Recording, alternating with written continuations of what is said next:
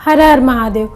आज मैं आप लोगों को शिव पुराण की एक कथा सुनाती हूँ। एक आश्रम में एक छोटा सा बालक रहता था जिसका नाम उपमन्यु था। वो अपनी माँ के साथ वहाँ रहता था। एक बार सारे बच्चे दूध पीते रहते हैं। उपमन्यु को भी दूध दिया जाता है, पर उपमन्यु का दूध थोड़ा कम रहता है। उपमन्यु दूध पीता है और अपनी माँ को बोलता है, माँ मुझे और दूध चाहिए। उसकी माँ कुछ नहीं बोलती है। वो बोलता है, माँ मुझे और दूध चाहिए, मुझे और दूध लाओ ना, मुझे दूध बहुत पसंद आया। तो उसकी माँ बोलती है, बेटा अब दूध नहीं है। तो वो रोने लगता है, माँ मुझे दूध चाहिए, रोज़ मुझे थोड़ा सा ही दूध मिलता है, जिद करता है। तो उसकी माँ बीज लेती है और बीज को कूटती है और उसका दूध बनाती है। कोई बीज रहता है उसको कूट कर उसका दूध बनाती है। वो सफ़ेद कलर का दिखने लगता है। अपने बेटे को दूध पीने के लिए देती है। उपमन्यु वो दूध जब थोड़ा सा पीता है तो उसे पता चल जाता है ये तो दूध नहीं है। उपमन्यु रोने लगता है, बोलता है, माँ मैंने आपसे दूध मांगा था, आपने मुझे ये क्या दे दिया, ये तो दूध नहीं है। उसकी माँ रोते हुए आँखों में आंसू लेकर अपने बेटे को बोलती है कि सबको देने वाला शिव है, तुम शिव से क्यों नहीं मांगते? शिव तो सबके पिता है, तुम शिव से जाकर मांगो, शिव तुम्हें सब देंगे, बहुत दूध देंगे। उपमन्यु बोलता है कि माँ सच में शिव देते हैं क्या? तो उसकी माँ बोलती है, हाँ बेटा, शिव सब देते हैं। तो उसकी माँ उसे पुटली बनाकर उसमें भस्म और कुछ कुछ शिव जी को जो चढ़ता है, थोड़े थोड़े सामान जो उसके पास रहते हैं वो उसको देती है।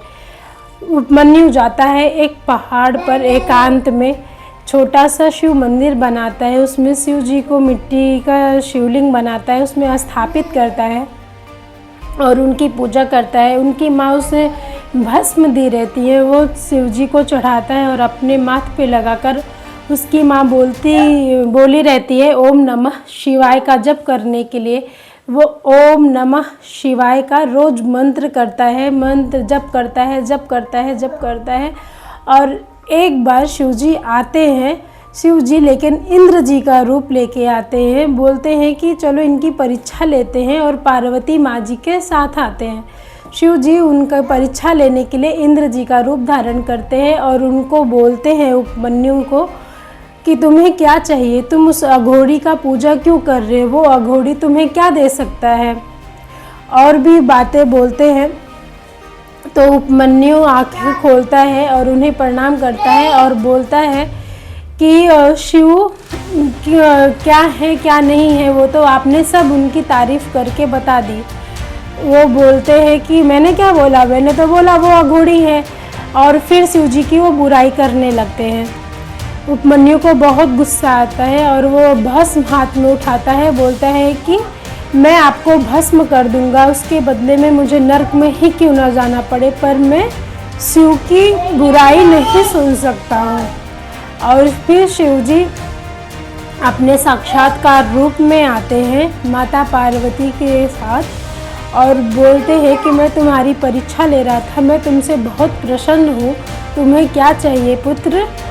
वो बोलते हैं कि अगर आप मेरे पे प्रसन्न हैं तो आप मुझे अपना दास बना लीजिए, अपना सेवक बना लीजिए, अपने पास रखिए और मुझे कुछ नहीं चाहिए।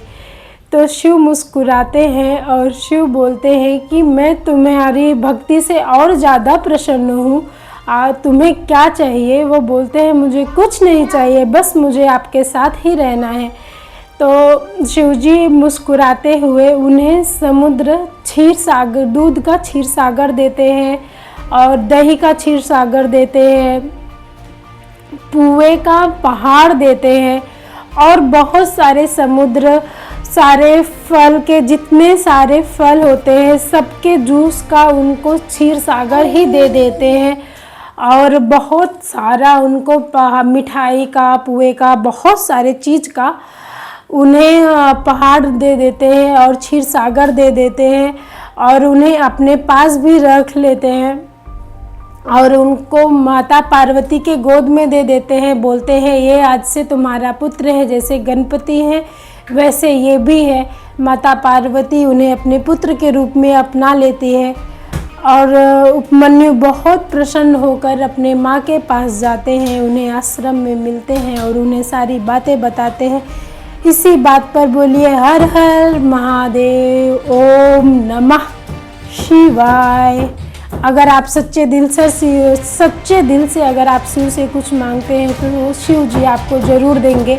थोड़ा देर लगेगा क्योंकि आपका कर्म भी आपके साथ ही है। बोलो हर हर महादेव।